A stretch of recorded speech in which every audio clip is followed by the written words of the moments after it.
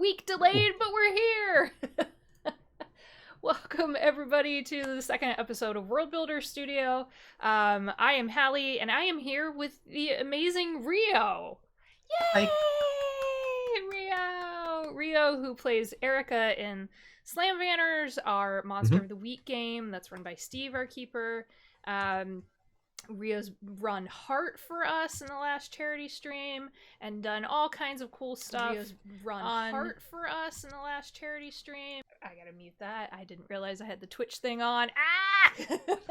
Yeah, that's always a I don't know trip. why it did that. I didn't realize I had the Twitch thing on. Yeah. There we go. Did it again. That's making me angry. All right, there's always something. So, hi there, everyone.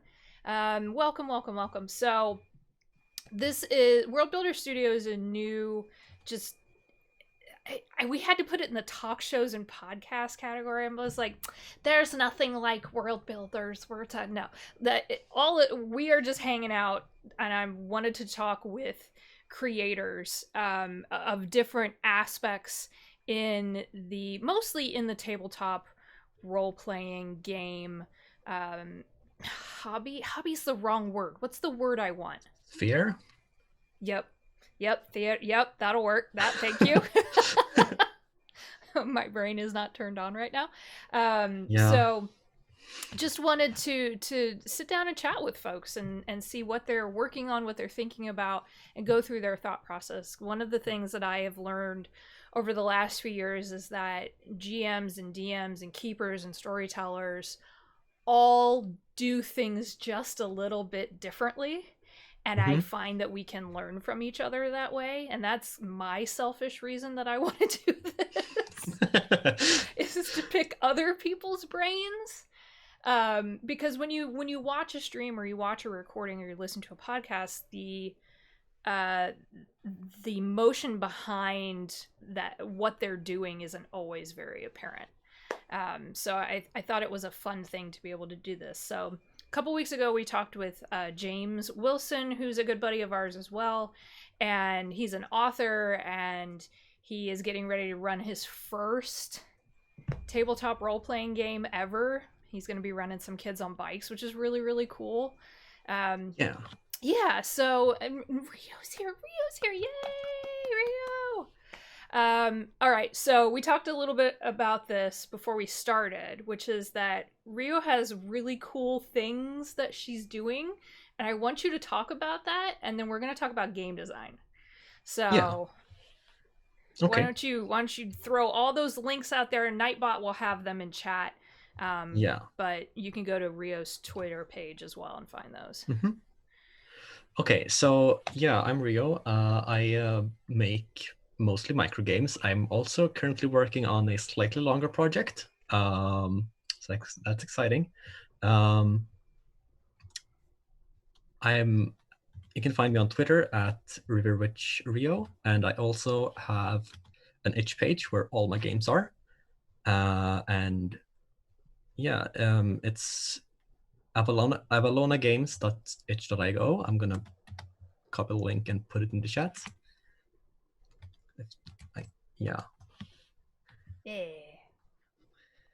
Right. So yeah, I mostly, like I've said, I've started writing games maybe 2 years-ish ago, when I was like just toying with the idea after having played Pathfinder and D&D and I think one session of Cyberpunk for a few years. And like I was like, okay, this is fun, but I wanted to I was like, okay, I want to do some post-apocalyptic stuff, but none of these systems really feature that, so I'm gonna try and write one. And like that never went anywhere. It was an attempt. It just, wasn't like, I did not have the focus back then or like vision for what I really wanted to do something proper with it. And I think also like I was still in high school and had so much to do there. Not that I focused that much on that either, but Did you just say still in high school? Yeah. I think I was in my first year of high school, but no, that wasn't 2 years ago. That was way before. Yeah, I think it was like first or second year of high school when I first toyed with the idea of like starting to write systems. I love this so much. I was such a snot-nosed little piece of crap when I was 14, 13, 14. And here's Ryo sitting around going, I want to design a game. What the hell? I think I was more like 16. Still! Yeah. Anyway, yeah, I was. I mean, I have played them for a while and I thought I can probably do this. Oh my god, I love that. I love that so much. Yeah. And then I never did it for a while. Yeah, well, you know, that it happens. Yeah, like that's how it is sometimes. Exactly. It wasn't the right time yet. And then I like did like I started like doing a lot of homebrew stuff for D&D 5th edition, which is when I like actually started, okay, I kind of have a vision that I want to work towards, and I have ideas that I want to implement in the game. And like never like got to do like proper things like playtesting or commission artwork for them or stuff like that. It was just me having fun and using whatever like public domain images. Yep, as you do. As you do, which, you know, I still do, or edit the stuff myself from public domain images. So, you know, it's I do too. That's the one of the things that it's like the dirty little secret. One of the dirty little secrets of designing your own modules and adventures is that unless you either have someone who you can be like, hey, you're an artist, can you draw me this crap? Which you still should pay those people. But yeah, right. You should still pay those people. But this stuff is not cheap. And yeah, no, it shouldn't be. Yeah, exactly. But it does create a barrier. Right. Yeah, and like sometimes people are willing to compromise with like smaller creators, which you shouldn't take for granted. And if you really want someone's artwork and they sell it for $400 for like a proper piece, then that's the price you gotta pay for that. And if you can't afford that, then either like increase, like add that to your budget, or find another artist that might not be exactly what you're looking for, but it's what you can afford. Or you go to the public domain and find something that kind of fits. And then just edit the crap out of it. Right. Yeah, that's basically how you do it.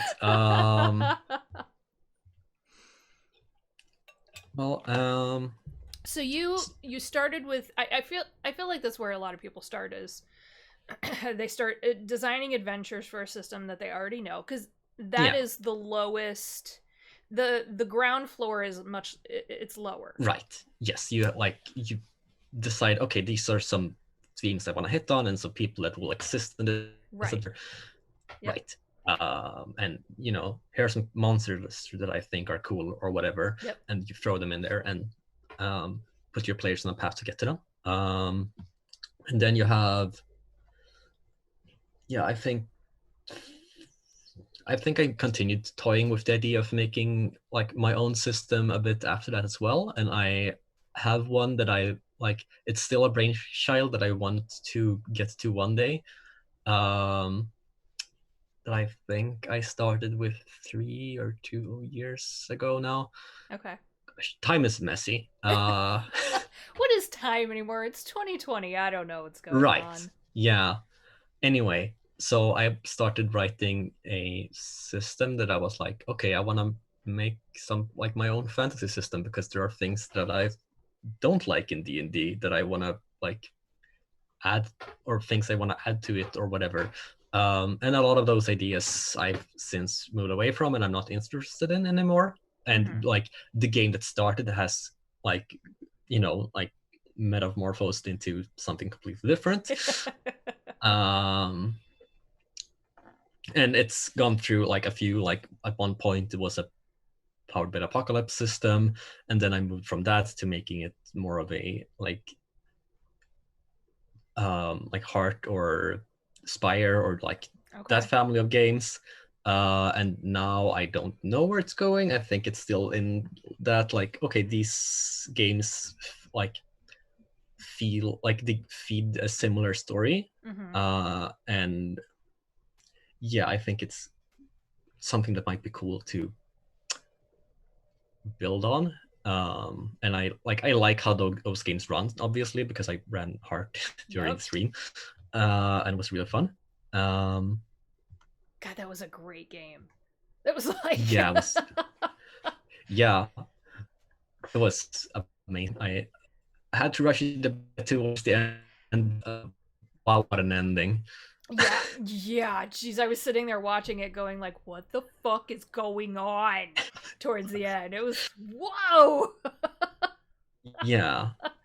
If y'all aren't familiar, there's a really great tabletop system out there called Heart that was kickstarted, and it's very dark and gory and gritty, and there's teeth and blood and just all kinds of. We'll get to the teeth thing later because it's like a running joke in our charity server now, but. Yeah, pretty much. Pretty much. I don't really even know where it started, but I blame you. So that's... Yeah, I do like teeth a lot. They're a recurring theme in my fighting. Chat says teeth. Hi, Harl. Harl's in our Pathfinder game that Bran runs. So, teeth. Yes. Right. So then I think yeah, when I really got into like actually making and publishing systems was so last Christmas, I think, around there. Maybe like the 19th of December or something last year. I woke up at 3 a.m. Oh gosh. Yeah, because I had an idea and I needed to write it down. A bit prior to this, I had in my role-playing group that I had back in my Unitown, which is not where I live right now, but I'll move it back down there as things start opening up again. Heck yeah. We ran a session of Honey Heist, and it's so fun, and it's like a very simple system, and you have 2 stats. And I also have a couple of Canadian friends who have a D&D podcast called Trials and Trebuchets. And you should, if you haven't watched that, you should. It's very fun. So my idea that I got at 3 a.m. Was, okay, what if your 2 stats are Trial and Trebuchet? That's so where that came from? Yeah. So I quickly put like fruit together, and this was way before I knew how to like do graphic design properly. I did not have access to Affinity publishers this time, so I made like a GIMP image file, which is you shouldn't, as you do when you don't know how to do better. Yep. And like did some rough editing. I think at some point I might remaster the system and like make it proper, because it's still just basically 2 images with text on them, which is not ideal. You cannot copy text from that. It's not like the best built document, but it was my first attempt. And I was gonna say, everyone has to start somewhere. Right, yeah. And sometimes that is waking up at 3 a.m. With a wild idea that you want to make. Yep. But yeah, so I didn't release this back then. And I kept like toying it around with it in my head. And then like a few months, I want to say in February, I don't want to go look it up right now. I was working on the GM part of the game, and like, which is mostly just, here are some random tables of things that can happen in this world, or like if you need inspiration, this is like randomly people generator, stuff like that to help move things along so that you don't get stuck. And I struggled with that for a while. Um, I remember sitting like in front of my table, just almost banging my head on the desk, just trying to come up with like the last item on the table. And yeah, and then eventually I got done, and I found like a PNG to PDF converter website and threw the images in there, and got a got a document out of it, and Nice. yeah, and then I put it up on itch.io, and was like, okay, sent it to my friends who like have the podcast that I got the idea from, and they were like, Luke, who is a fantastic person and he's a great friend, he was like, this is amazing, can we run this like as a bonus episode at some point? And I was like, heck yeah. So we did, or they did. I wasn't part of it, but they did shout me out, and I appreciate that because it gave me $50. Thank you to whoever sent that payment. If you're watching this, then you're my biggest fan, monetarily anyway. But yeah, like that was huge. That like, and then after that, I kind of, slowed down a bit and didn't really know where I was going with. Like, I had another idea that I didn't start with, and I had other ideas that I like kind of toyed around with, like as before. And then I want to say in May, the Twitter page, Bad Tabletop Game Design, they host a game jam each year where you base a game on one of their tweets. So I posted that, like, the game jam in a server and asked, hey, does anyone want to join in on this with me? And my friend Jenna, who is also a great friend, and I appreciate her a lot, she was like, yeah, I want to try and make a game. So we start talking, like, okay, cool. Can you find like a good inspiration tweet? And we found one that was like, D100 is basically a golf ball, so playing golf is like LARPing. And then we're like, okay, let's make a golf game where you can use a D100 as a golf ball. So yes, we spent all of May like slowly building up ideas and talking about this and like getting it into a Google document and like designing the different classes and obstacles you could run into on the course. And I like towards the end of it, I was setting up. Affinity Publisher had gone on sale, which was super nice. So I had gotten it and I bought it and was like, okay, let's move all the text in here and do some minor edits and like move things around. And then I think I had a game ready, basically. And I we were like, I think that was the breaking point for me, being like, okay, now I kind of know what I'm doing when I'm designing games. I have and since then I took another break for a bit, and then I finished God's End a while back, which is a game that I made in a dream, and then I made it in real life too. Oh my gosh! Wow. Yeah, I woke up one day with like a very vivid, and this was like around when I was like before I made the first drafts for Trials and Trebuchets. So this was like way old, but it had stuck with me, and I wanted to make it. Where basically you flip a coin for like whenever you do a check, and you either succeed or succeed with a great consequence. And I thought, like, okay, that's something fun I can work with. Like, you can't like fail what you want to do, but sometimes the world suffers for it.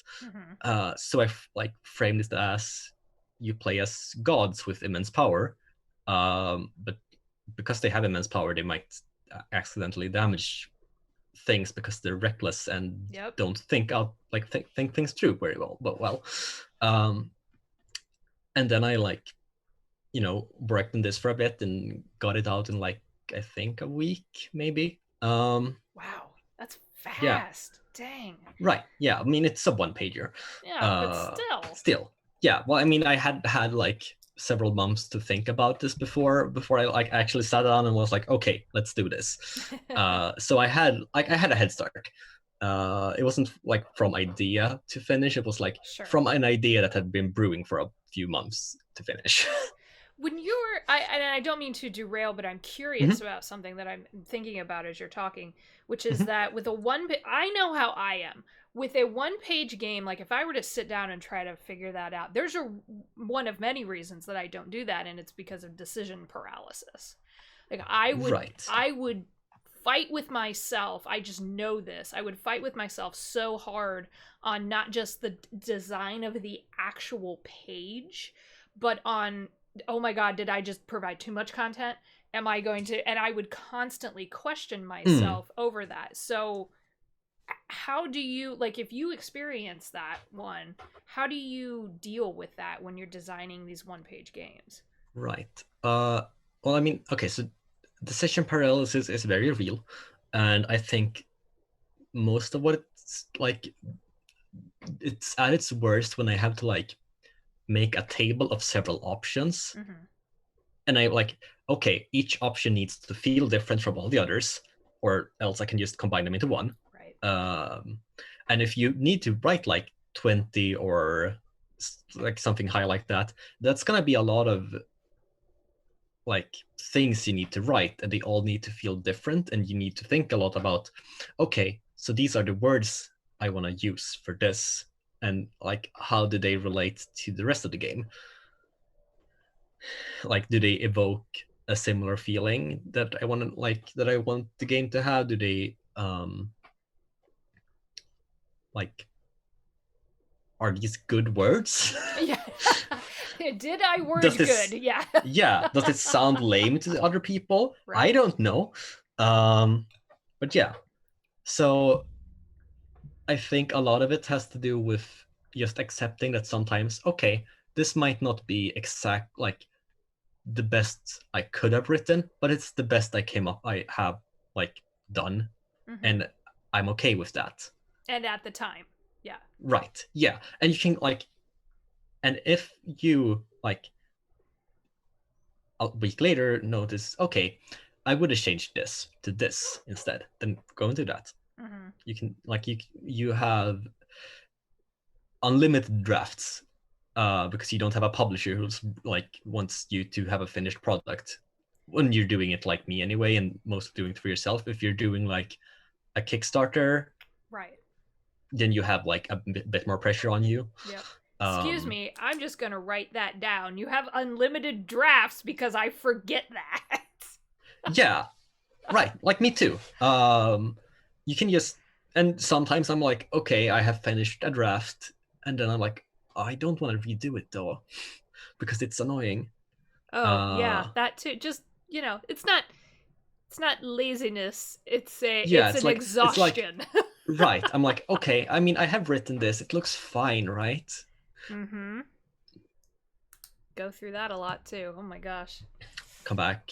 And sometimes I think that's something, one thing that I have now, that I have many games that I'm like juggling at the same time. Like, have side projects. Have things that you work on when you get stuck on one thing. Yeah. Have things that you can be like, okay, I don't want to continue like writing on this right now. Okay, but I still have work time that I want to get things done and be productive. Right. Work on layout, work on art for your games, work on finding a good title, work on like try and come up with a new game that you can toy around with. Maybe you won't release it, who knows? You don't need to release everything you make. Sometimes you just write something for yourself, and then you like keep it locked away forever on a file on your computer. Yep. And productivity doesn't have to be measured in solely output that is for consumerism. Right. Yeah. Sometimes you might just make something self-indulgent and be like, yeah, this is just for me. And if other people don't like it, then that's fine, because it's not like for them. It's just I made something that I thought would be fun. And yeah, so I've been working on 2 games. Primarily, I have other side projects as well that I will get to eventually. But the main games I'm working on are one called Huldra, which is for a game jam where you write a game based on your own folklore, like from your country's culture or whatever. So I wanted to write one about the Huldras in Sweden, and which are basically these women who protect forests or nature in general. Like some are like protect rivers and some protect mountains, and they have like generally make people long for nature so much that they like leave society to go there, and if you damage nature they will like take vengeance on you and stuff like that. Wow. You know, like it's folklore stuff. Yeah. So I was thinking that, okay, what if you have people who go into nature for some reason, and then you have one player secretly be a Huldra, who is like before you even like nobody knows who it is when you begin, but when you do, everyone has a deck of cards like from with just one suit. Okay. So like ace through king, and you pick up like ace through 4, I think. Yeah, because it's up to 5 players. Okay. So however many players there are. But the ace is important because whoever gets the ace is going to be the Huldra. Okay. And when you play, you have decided on like an area you go to, so like the mountains or the sea or the forest. And depending on which area you have, the Huldra has different powers that they can use. And how they use their powers is they have the deck of 13 cards, and everyone closes their eyes, and the Huldra chooses one card, puts it on the table so everyone can see it, and that creates an effect that people. So, and then everyone plays out a scene, and the Huldra does too because they are a human, like in disguise. Okay. So everyone has a scene, and you can play it with yourself, with just in nature, or you can play it in with another person. Point is, you get closer to these other people and like on your own soul searching adventure. Okay. With like so, everyone has a goal they want to get to, and yeah, and so if you pick up a card that like affects your scene, it can be stuff like you get another token or memory, as they are called in my game, which powers some of your stronger moves. All right. Or you can be that you might have to lose one to save another person, or and then you have the 7 through 10 and Jack through King are special cards, where 7 through 10 are like a card where the Huldra decides, okay, I'm going to reveal myself to this person.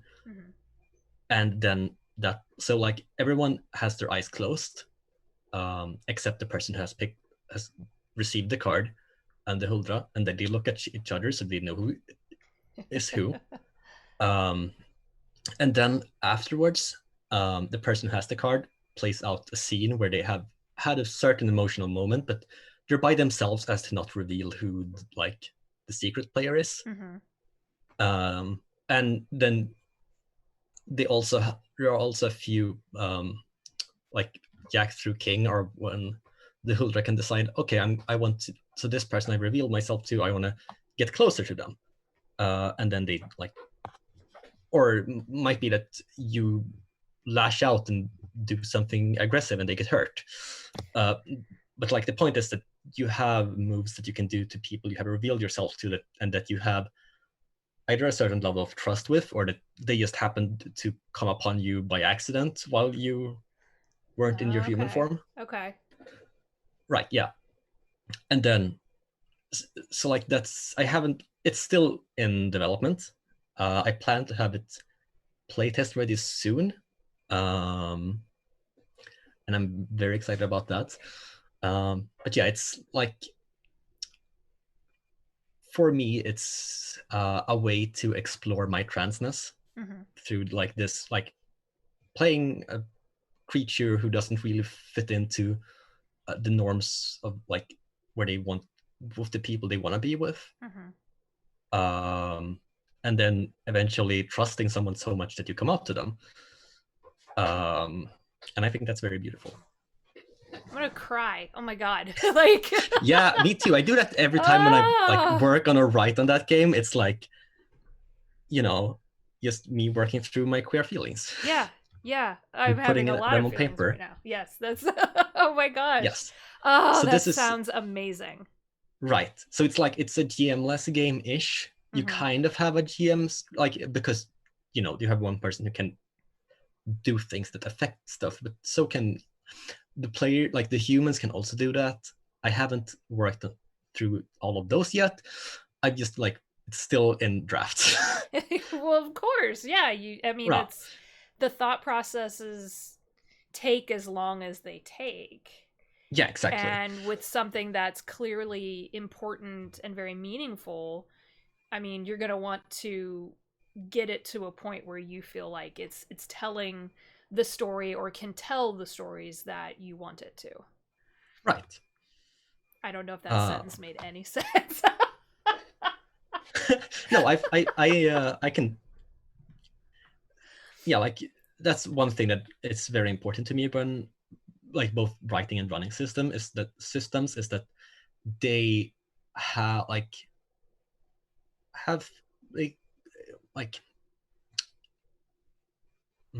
they like show a certain kind of emotion or build it through their mechanics. And it's like saying, and you know, like you have mechanics that incentivize something. Like sometimes it might be subconscious that you don't really think about how like in a system like D&D, for example, you have people who can use spells and stuff, and that's very cool because they can influence how the world works. Right. And one thing I noticed is that like people tend to be drawn to them because of this, because you know they can influence how the world works. Like they can just create food, or they can make things fly or whatever. And then you have the people who don't get to do that, and they don't like have the same narrative agency and like how they can interact with the world. Like obviously they still can do stuff, it's just not on the same level. So people tend to like picking spellcasting classes, and they tend to like their classes having magic because of this. Because you know the system tells you that okay, these are like, these let you shape your story with more, and also because magic is cool. Also very, yes, because magic is cool. It's one of the things that made sense to me in Dungeons and Dragons was that there, in some ways, I'm not going to paint the entire thing with one brush for sure. Is that there are protector classes, physical barbarian fighter, right, etc. And then you've got utility classes like bards, and then you have spellcasters. And clerics are like the ultimate heal bitch, and then you kind of go through, you know, every class has a stereotype that they that gets pinned to them. Yeah, exactly. Whether or not your character falls into that stereotype or purposely subverts them or what have you. Right. Like I think generally people tend to like fall into stereotypes a little bit, even if they don't like think about it. because Yeah. it's so like prevalent in how people talk about the game, and that's something I think is not necessarily unique to D&D, but it's like D&D has it more than others because it's a bigger game, so people talk about it more, Right. which influences how people play. That is a very good point. It's a yeah, anymore I mean, and we've definitely had conversations around this where it's I have very conflicted feelings about that system. Yeah, me too. As a lot of people do. And I I do think that there are so many other, I'm not saying that it's bad to play it. I'm definitely not saying that, because Yeah, I mean, I started with it. yep, I did too. And we're still going to use the rule system for the next campaign, only because one of the major things that I don't want to do is disenfranchise someone who maybe for whom maybe learning new systems is a little more challenging. Yeah, like Everyone right. learns differently too, and Yeah, when you find something that works for you and that you feel comfortable with, who am I to tell you, like, oh, let me just shove you out of that, bad person for playing that? That's not the case. But right. there are things that can be done to I think fix a lot of the issues, and a lot of them are coming out of indie creators. Yeah, right. Yeah, and I think like hmm, and to get back on like the whole me thinking a lot about how mechanics Mm-hmm. shape what you like, what you want to play, or how you want to play those things. When you have a system that like has very concrete rules for like, okay, here's how you do this, players tend to want to do this Mm-hmm. because this is what we have rules for. And if that's like, okay, let's go on an adventure and explore and see the world and travel through difficult terrains and stuff like you do in a game like Ryutama, then people want to do that. Or if there's a lot of rules for, okay, here's some cool fight rules or rules for customizing your characters, then people are like, yeah, cool, I want to get in like real deep into customization.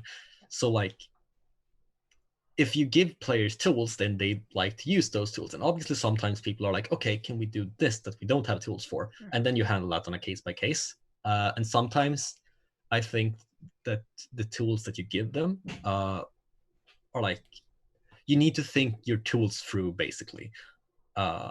Sometimes a game system just maybe doesn't need a certain type of tool to function, or like it might be better to just leave them out in favor of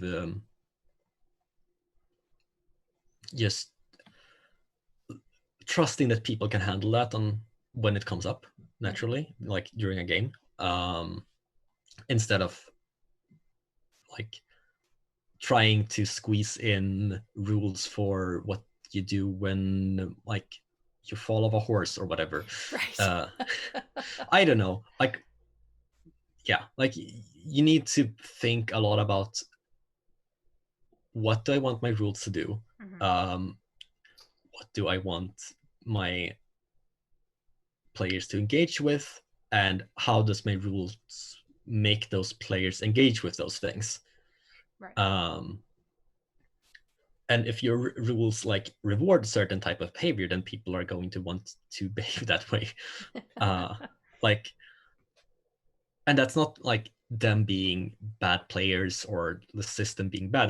That's just like a thing you need to think about Mm-hmm. when designing a system, like how do I want these things to function. Yeah. um And is it fair to say, because I don't want to put words in your mouth, but mhm. is it fair to also say then, thinking about part of that process is thinking about how the rules will impact the players?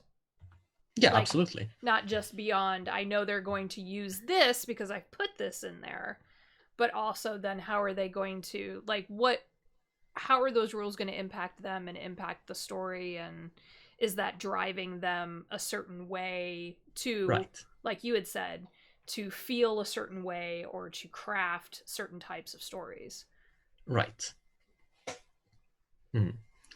Um, yeah, and so yeah, and to tie this into the other game I was working on apart from Hundra, which I have another game that I'm gonna release at the end of the stream, and you're gonna be able to play it. Yay! It's a game I've been working on called Nocturne of Blades, which I just had a very rough time coming up with a title for that game. There was like some games, it's like, okay, I have a title like now, and I need to write a game based on it. Like it just like it just feels right, and like, okay, this is the title. This one was not the case. I knew, like, before coming into the system, my thought process was, okay, I want to make a game where you role play through combat, and you fight people in combat through role playing. So you play out a scene between two people in a duel. You don't know who these people are when you start playing. Like, you don't create a character or anything. You just sit down and like, okay, let's discuss, like, go through like safety rules, like what are some topics we can't touch on, what do we do if in case like I get uncomfortable, or like in case you breach like trust or something.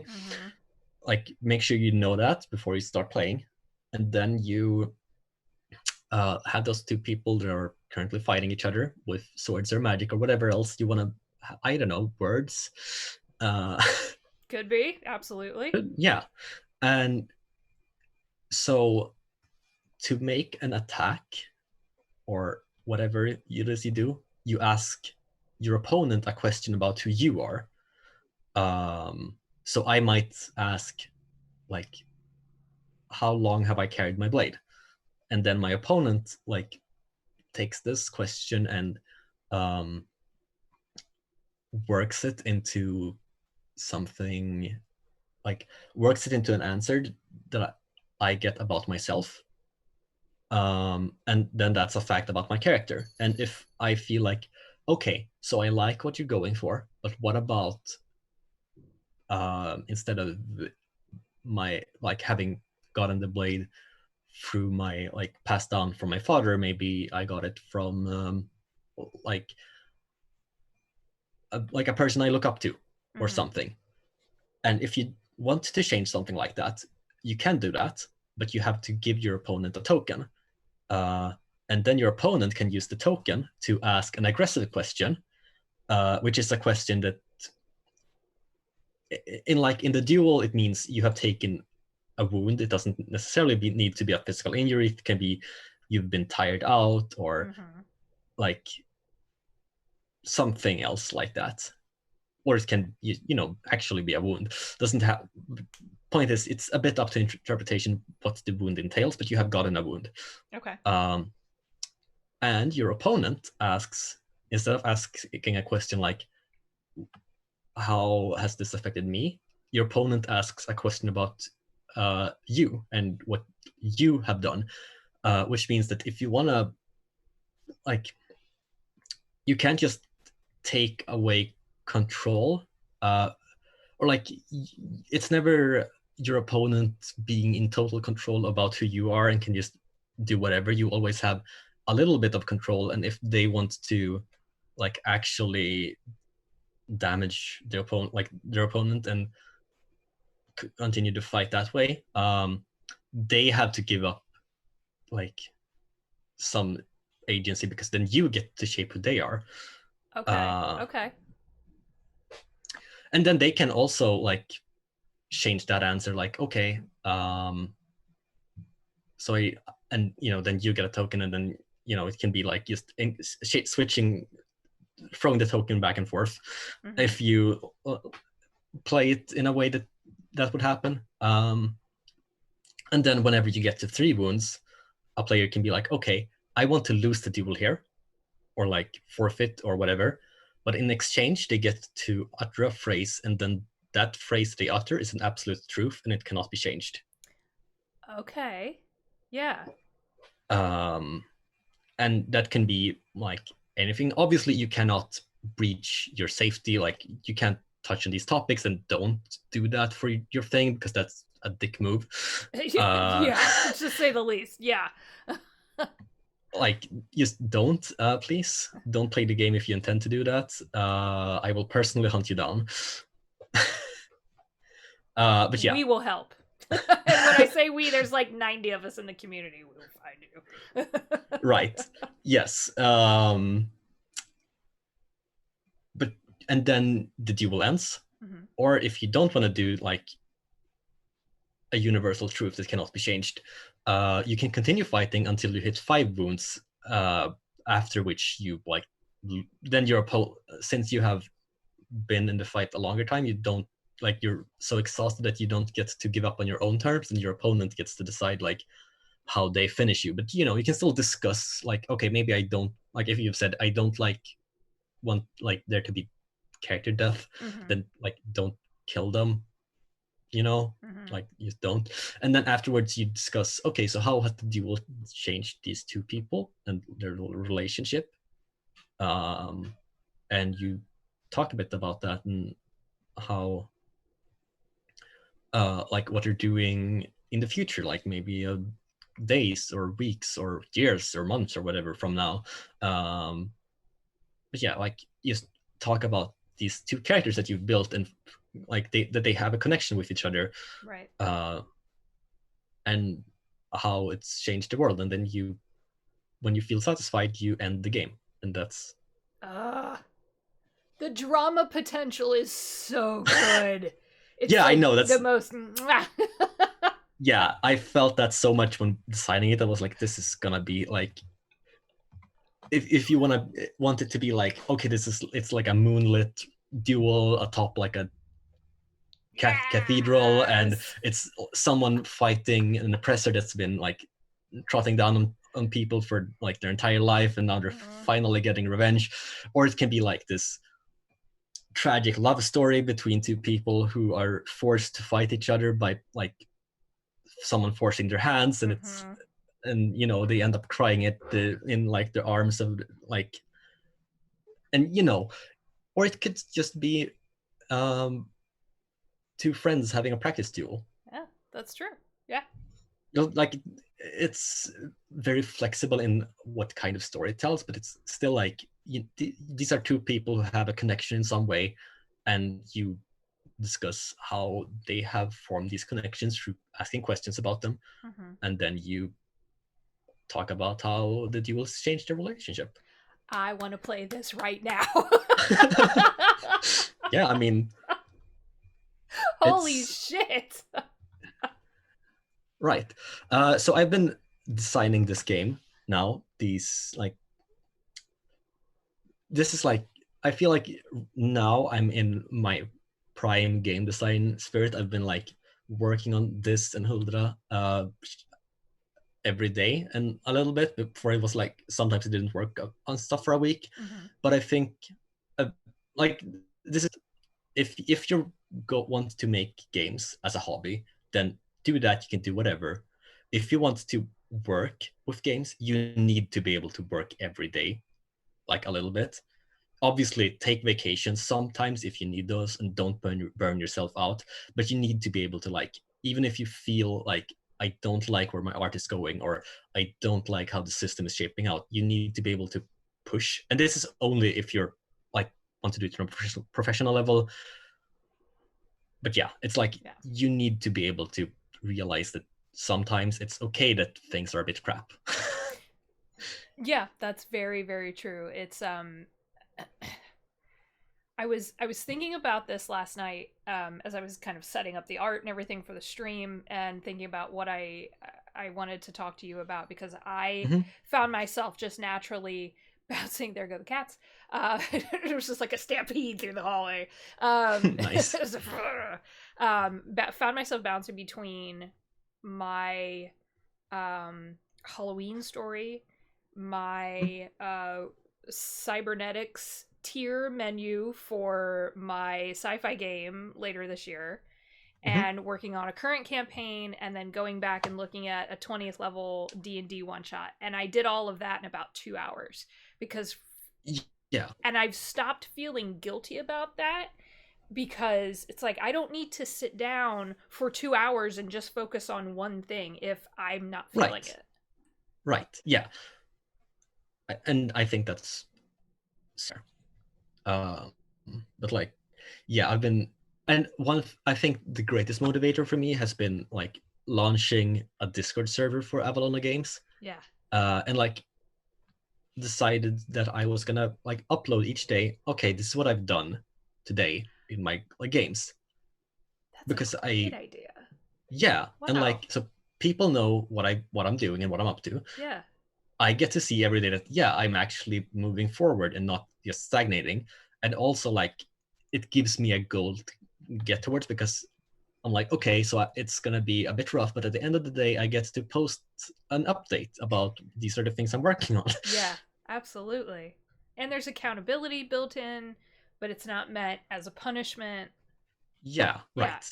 And I think it's like this is great for me as a creator. But yeah, and so yeah, like I said, Nocturne of Blades is out right now. It's $5 on itch.io. I'm gonna have, if you are in a position where $5 is not what you can pay right now, which is super fair, it's a rough time for everyone. I will have community copies that I like for each sale I'll add to. And they're completely free. Anyone can just grab one, no questions asked, and you can play this game and have fun with your friend. Oh, I love that. Oh my gosh. And So if you know what? Maybe we'll do a maybe I'll donate a few copies, and right, we'll do that too. yeah, like if in case someone like tips me, like the game is $5. In case someone tips me 10, then I'll add 4 community copies and so on. Like it's Perfect. Yeah, like for every $5 I get, there's 2 more community copies for anyone. Perfect. Perfect. I will do that after we're done here. We'll make that Yeah, happen. Oh my gosh. Can we play that game on a charity stream at some point? I think that would be possible to do. That would be fun. That would be Yeah, really like fun. it is a 2-player game. Since it's a duel, so it's like Right. having more moving parts might be make it. I guess you could technically have that and like ask questions in like a triangle, or like if, in case you want to like notice that okay, they haven't had their ties like fleshed out enough, we can focus a bit, like pepper them with questions. But yeah, I think we could absolutely do that. I would be very excited for like this is a game like all the other games I've made have been like it's been a thing I came up with at 3 a.m, or I dreamt about it, or it's like based on something else. This is like the first time I had my own idea from the start and made a game out of it. Oh my gosh, that's so cool. Where Yeah, did and the duel idea come from? okay, so I tweeted a while back like what if like how people are usually when people talk about RPGs, they tend to be like, are we gonna focus on role play or combat? And I was thinking about like how like the label role play is kind of vague. Like I talked about this today on Twitter too, like how role play could be like just free form talking and just ask your characters, or it could be you have a session where everyone faces their fears and like you get into that part of, and it's not like they're communicating, it's just they are being people who have things happen to them. And or it could be you just everyone has gone on a journey, describe what you've been up to and like how your characters have interacted with the world on this trip, and that's also role playing. And I think that so like I said, so this label being very vague, I was like, what if I extend this to combat? And then I was thinking a bit for like, okay, how do I make a game work on this premise? And I was like, having like a really big several player thing with lots of moving parts might make it a bit difficult to like form proper attachments. Mm-hmm. And I think it's easier if you do it with just two people. Yeah. So I thought, and then I thought like duels tended to be more like personally tense than like a big all-out tavern brawl. Like you don't really have the same connection to this other person. Mm-hmm. And yeah, that's kind of where I started building from, and then I have been like thinking about like with questions and how to handle dealing damage with questions and how to make it so that you don't just give all your control to one person and they shape entirely who your character is. You have like Right. this mutual like respect for each other, I guess, and you like go back and forth with the tokens, and that creates a certain dynamic and stuff like that. It's I was thinking about that for a while, and then I spent 3 days, I think, just coming up with question suggestions. Okay. And to like give a wide selection of like these are things you might want to ask, and to make the layout look nice, I kind like didn't make like categories, but I like that are titled, but there's like one is kind of basic questions, one is like questions about the world or where you grew up, and like more esoteric questions that don't like feel a bit weird and out of place, but I think all of these questions serve to like build a world that this might happen in, but I also don't want them to like be completely overbearing, like and lock people too much into this is a fantasy world, Right. or this is like I want them to be vague but still build a world, if that makes sense. Yes. No, that makes complete sense, because where my brain first went when you were talking about this, I was like, oh, two people on a rooftop and there's like a steampunk airship behind them, Right. and it's like a pirate story, and then but everyone's brain is going to instantly go somewhere different. Right. Yeah, so I don't want to like push people to like, okay, this is high fantasy medieval or whatever, like but I also don't want to be like, when did we get electricity as a question, because that like that pushes a certain like then it's assumed that okay, electricity exists in all of these games Right. you play, and like obviously you can just ignore these questions, like I said, there's suggestions. But instead I came up with the questions, do gas lights light our halls, because I think that's a more evocative, and like you can build on that, like okay, is this a thing, and if it's not, what do we have instead? Right. And I think that's lets you build like a tech level without being too pushy about it. Yeah. Or needing to get terribly specific. Right. Yeah. So I think having this sort of like vague enough that they're applicable to a lot of things, but not so vague that they don't say anything about the world. Yeah. That's a hard line to ride. Right. So. Yeah, which is why it took so long. I think I made these little categories. I made 4 for like normal questions that you ask, and then I made 3 for the aggressive questions. Okay. Because I like wanted them to like you're not going to ask as many of them, and I didn't want to make another set of 6. Fair. Totally fair.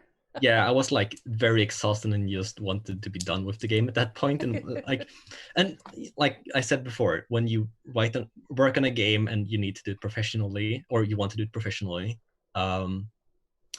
sometimes you're not going to like what you're doing, and you can't just rely on being inspired all the time and having inspiration guide you.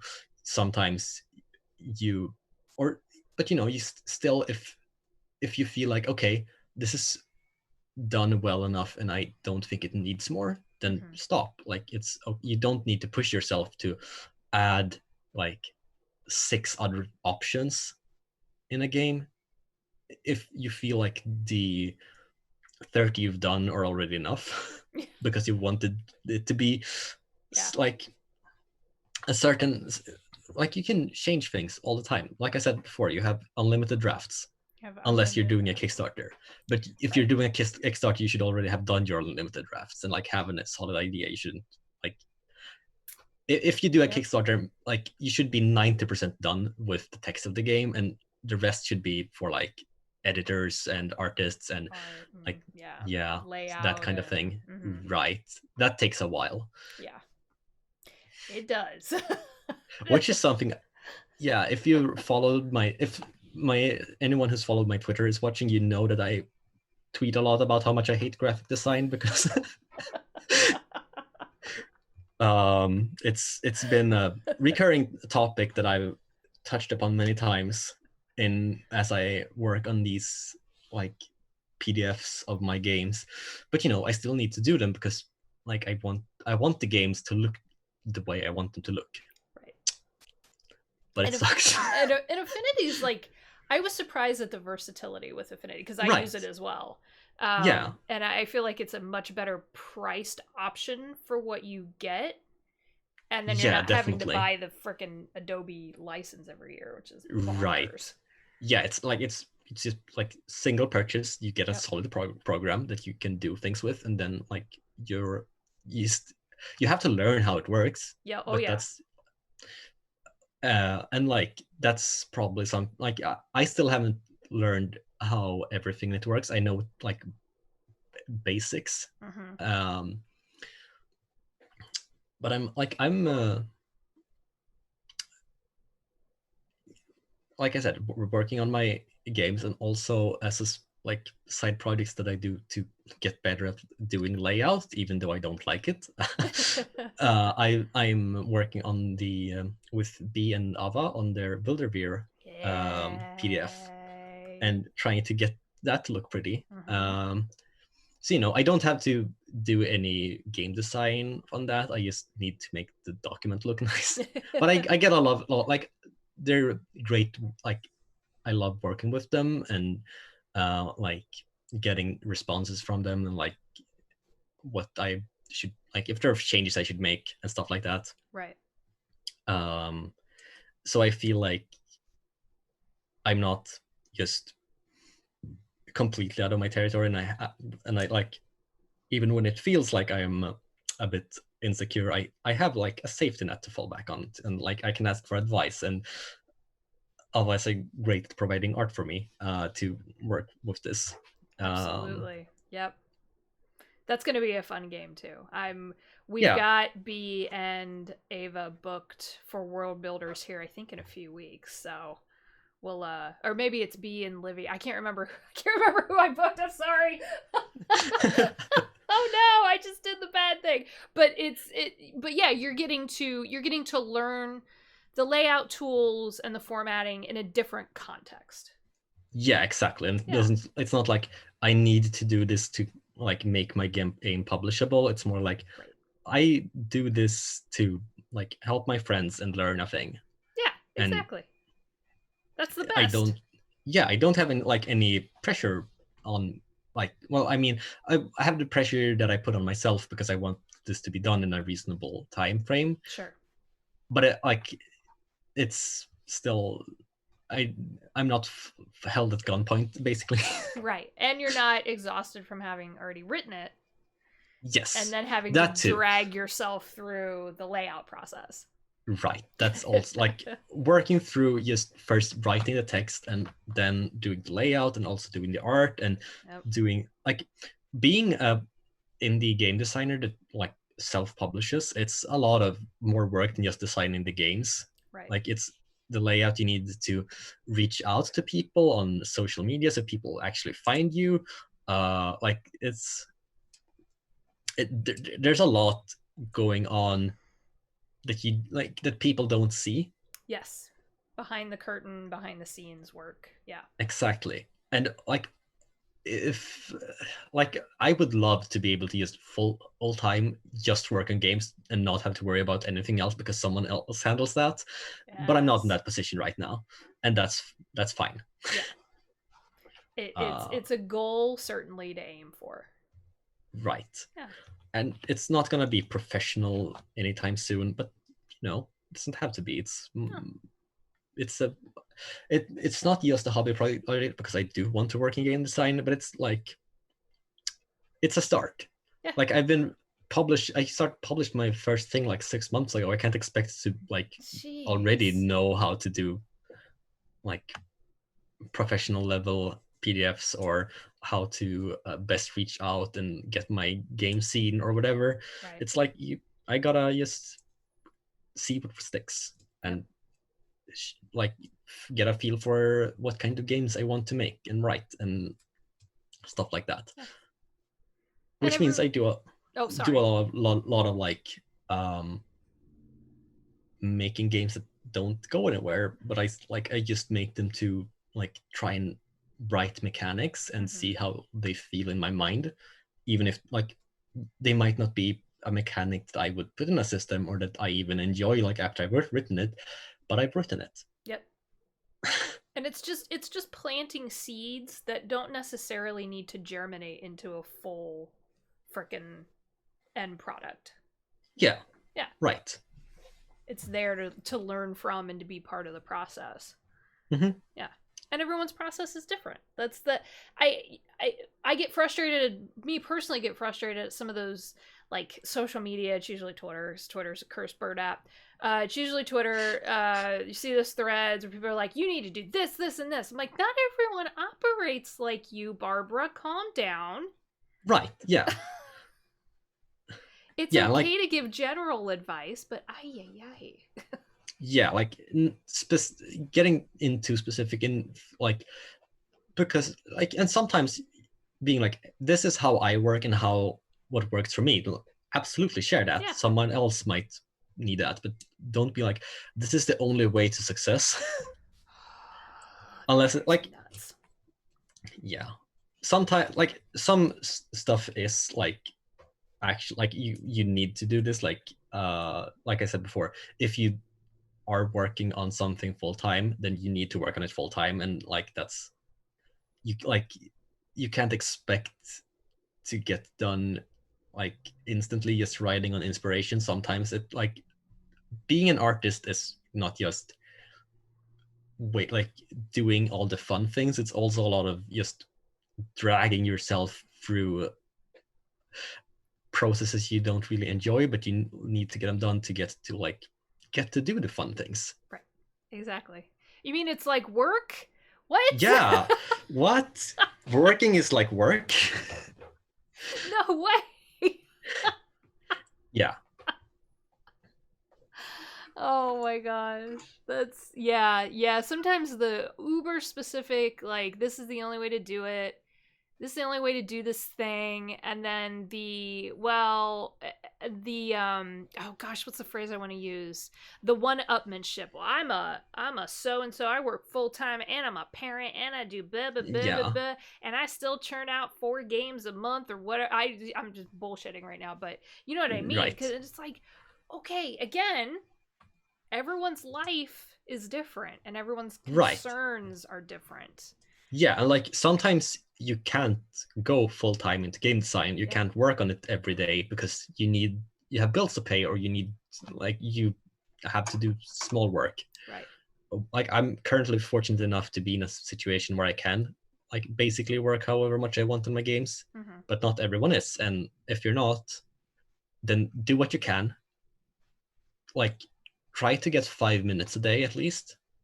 Because 5 minutes it's not that long. You can just, even if it just sit down in front of your like computer or paper or something else to write down stuff, sit down for 5 minutes. Sometimes you don't produce anything, but you sat down for 5 minutes and made a habit. Yep. And making a habit is like the most important part of if you want to like be able to consistently work and not just rely on bursts of creativity. Which is and like it's tough. Yeah. And you if you mess up, it's fine, you can try again. Yep. Yep. um, Often I personally learn from my mistakes right. more than a lot of times more than I do just from the doing. Hmm. Yeah, like I have so many, like if I go back and look at games I've like written in the past, I see like you know, before I decided to write my own things, complete like before I started publishing, Mm-hmm. those old project files are like I look at them and I see like so much I would change, and that's Yeah. fine. Like that means I've grown. It means I have hopefully become better as a game designer. Um, and you know, like it's very nice to see um like my old work, even if it's work, even if I don't like the work, I like the work. Yeah. Yeah. Absolutely. It's nice seeing how far I've come since then. Yeah, the progress. Absolutely. Yeah. I totally get you there. Because it's something you can reflect on and go, okay, what did I. You can look at it for what it is. So you're like, Yeah, look how much I've grown. This is awesome. Look how far I've come. And then, you know, yeah, when you're feeling more introspective, you can go back and go, okay, why did I do that? What did I figure out from that? right. And move forward. Yeah, like I'm super excited for like when I've been, you know, what I will be able to notice from my games in like 2 years, Mm-hmm. when I've been working on this for a while and I go back and look at my old projects. Like that's super exciting to me. Yeah. Like when I have all those introspections and like have more of a like, this is a vision that I enjoy and that I want to work on. um and like also just seeing like how my games have grown, and that like that you're growing faster like over time. Like for example, my, when I made it God's End, that game hit 100 views way faster than any of my other games did. And that was like 100 views on Itch isn't that much, but like it's more than I expected Mm-hmm. to get in a month. And seeing that I got that from a month was like, that's great, because I don't have a I don't have a big reach yet. Mm-hmm. And it's like I'm not super into like, I'm not I'm not a well-known artist, but I'm an artist, and seeing that my things are like more and more like getting people attached to them, that's very exciting to me, and I'm super stoked to see where everything is gonna go. Yay! We're we'll talk more about Nocturne of Blades Right. because I really really want to play that. Holy crap on a stick. Yeah, Um, I'm yeah, out of all my games I've written, it is my favorite game. Like, and one thing I've noticed myself liking more and more is the idea of writing tabletop games that don't feature a GM. mhm. I still want to write one of those because I have ideas for one that I like, and I think like it needs that kind of structure. But I also like the like, you don't need to sit down, like it's not like one person needs to sit down and prepare like a session in advance. You just sit down with your friends and like see how far you go. Yeah. Yep. I have seen more and more of the GM-less games pop up.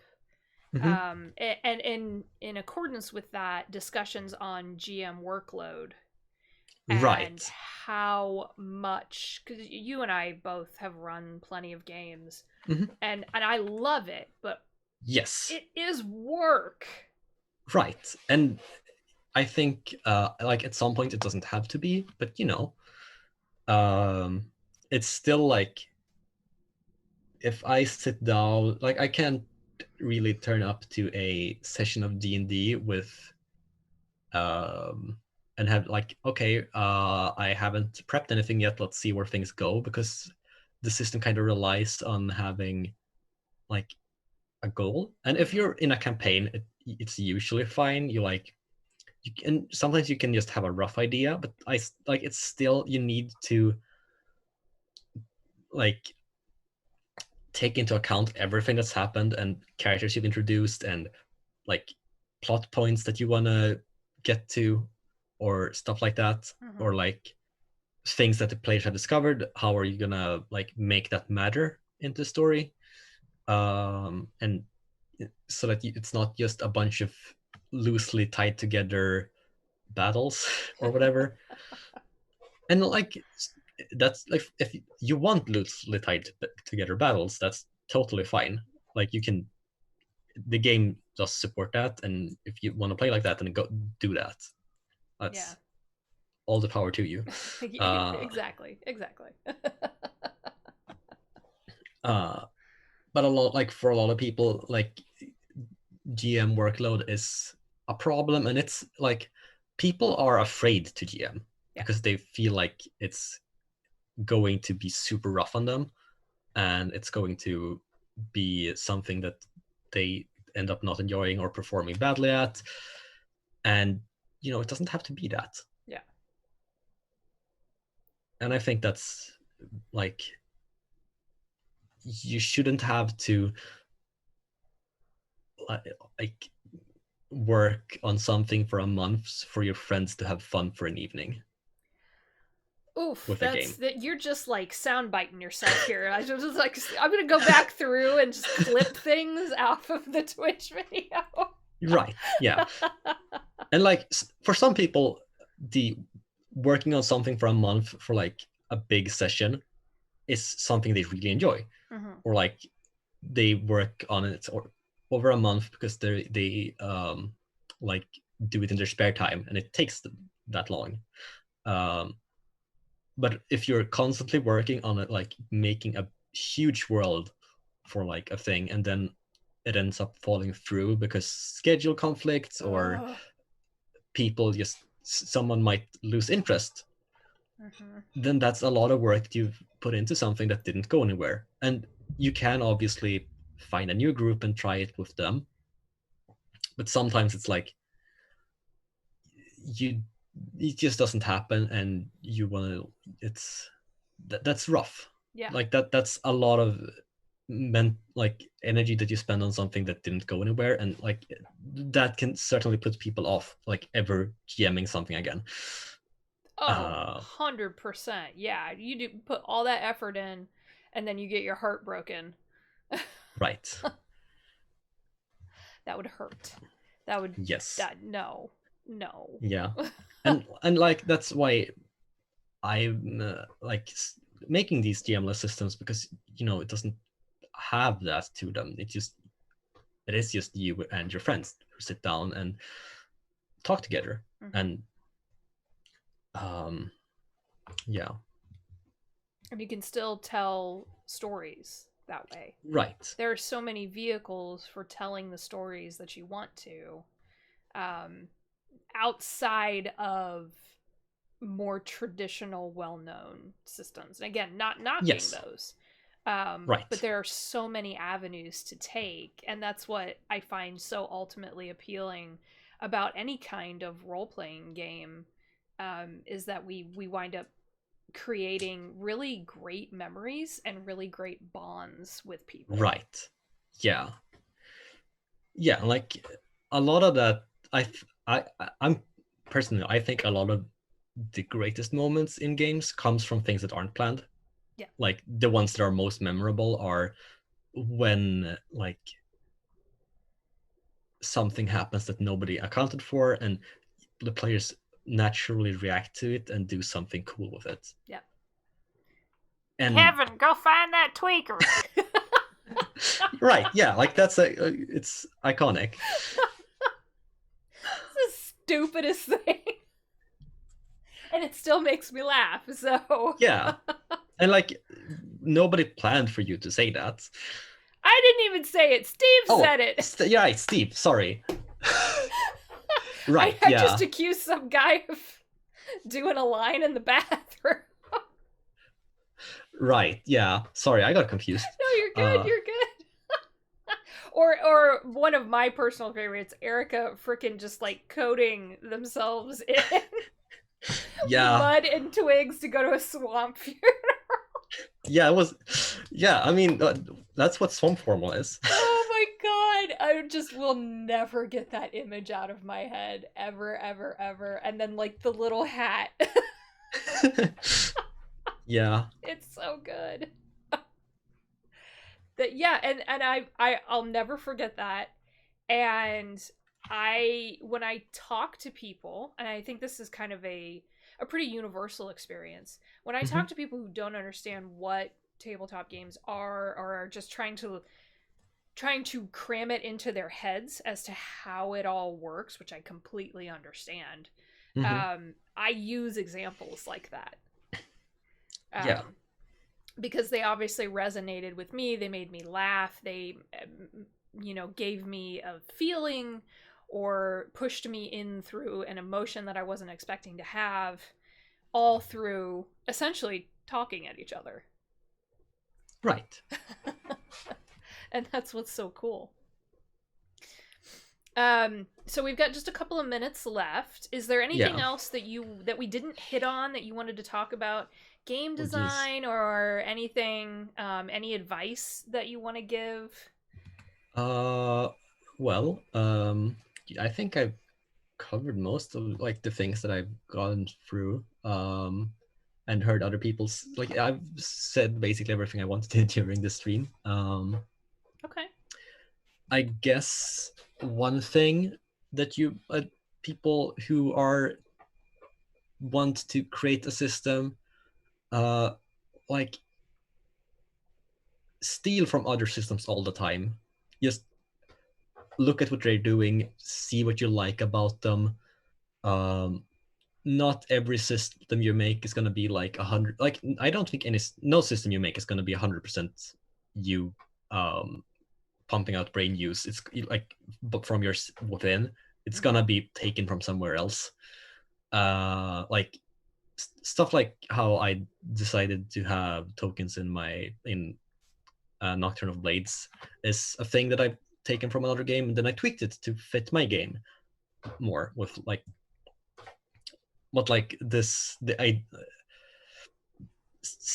looking at things you like and thinking about why you like them is, I think, the most important part of designing a game well, Mm-hmm. because you need to like if you don't know why you like something, then it's hard to like replicate that feeling when you have to like reconstruct it later.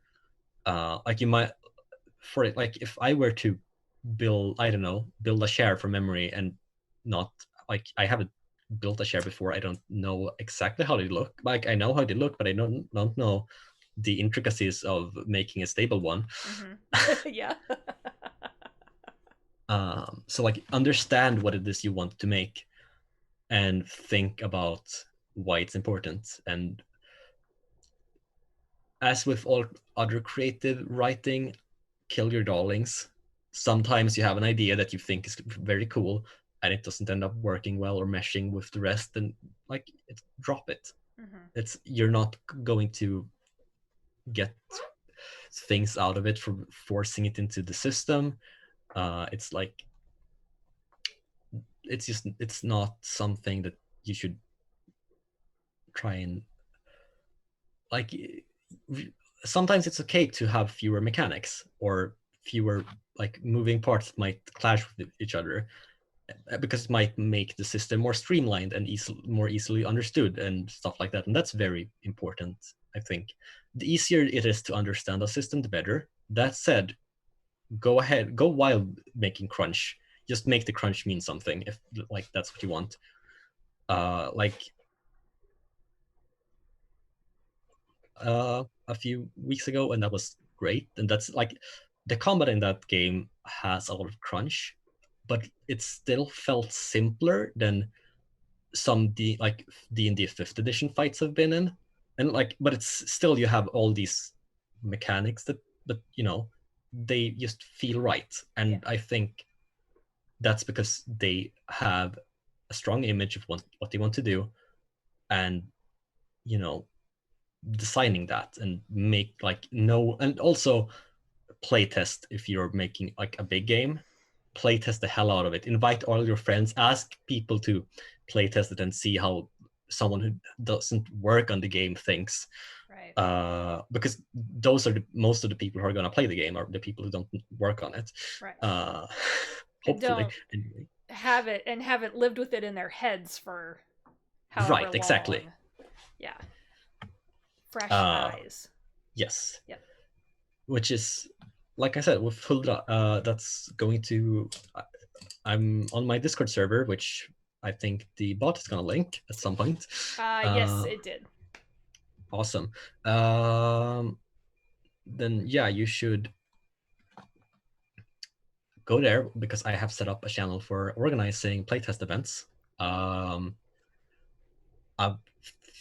If everything goes to plan, the first playtest version of Huldra will be ready this Wednesday.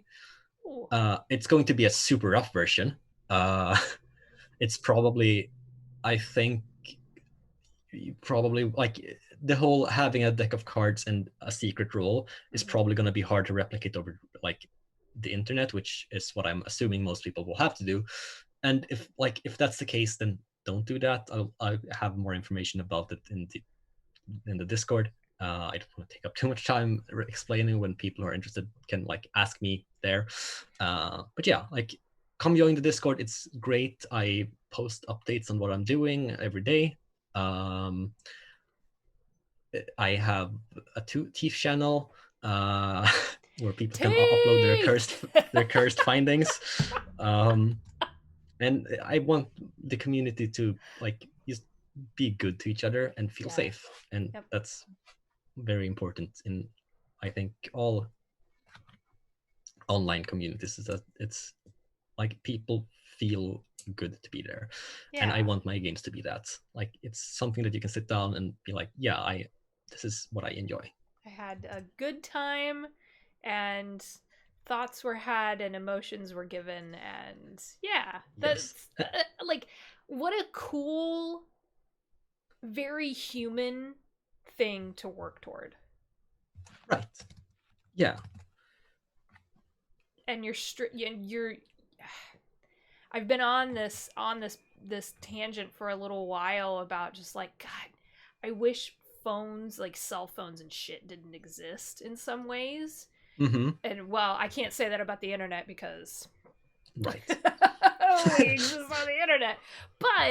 But in some ways, I do wish that some of the things around like social media and stuff just weren't clogging up all of our bandwidth, so to speak. Because sometimes going back to the art and the joy of storytelling is truly something that I feel like everyone should experience. Right, exactly. Yeah, I think it's very important to sometimes just not engage with things, and it's fine to like have your escapism and have it in a safe way with people who also practice it in a safe way. Yep. Agreed. Okay, so yeah, so go check out Ryo's Discord. Definitely check out her itch page. Go get Nocturne of Blades. Go get all the games. I say go get all of Ryo's games. Go get all of Ryo's games. They're all great. They're all I have great. some archived. I'm slowly uploading old archived projects I've worked on. Nice. Like I put up a 5e class a while ago. Like it's not a system I play that much these days, but it's there for those who want it, and I think that's nice. Yeah, absolutely. Definitely check out Ryo's Heart charity game. Yes. Oh my gosh! So it's on. The links are Nightbot's got them in chat. But you can go to our YouTube page and see that. That was just run back. Was that a month? That was a month ago. It feels like time has no meaning anymore. Oh my gosh. Right. That was a month ago. It feels like 3 years ago. Why? Yeah. Time is fake. This year sucks. Oh my god. Definitely go check that out. And I highly recommend Heart. It's a really, Yes, really cool wonderful system. Yeah, oh my If you're gosh. make sure like it is horror. Make sure like if you're not cool with body horror and stuff, that it might not be for you. If you are, it's great. Yeah. Yeah. And there's some really cool soundtracks from like Tabletop Audio, and a bunch of people were involved in that. That it's just the art is really cool. Oh yeah, it's good stuff. So yeah, I think that'll do it. Definitely go get all the games. Go get Nocturne of Blades. That just I'm just gonna go grab it right after this. I'm very excited, and yeah, thank you, Ryo. This was great. Yeah, if I can ever come back, then I would love to. Of course, of course. I'm trying to book people, a few of them a month, just as I have time. So this was Right. you and James like just 1-2 punch it out of the park for me, which is so fun. Yeah. So yeah, I think we'll call it there, and Yeah. we'll be back tomorrow. I have my Curse of Strahd campaign tomorrow that we're picking back up after about a month and a half. Took a little break. So, and that is one that I love the horror in it. And then we took all of the racism out of it and played it our way. But they're in trouble. I can't wait. They might be in trouble. I'm excited. Thank you, everyone. And we will see you very soon. Yeah. Have a good one. Well, bye.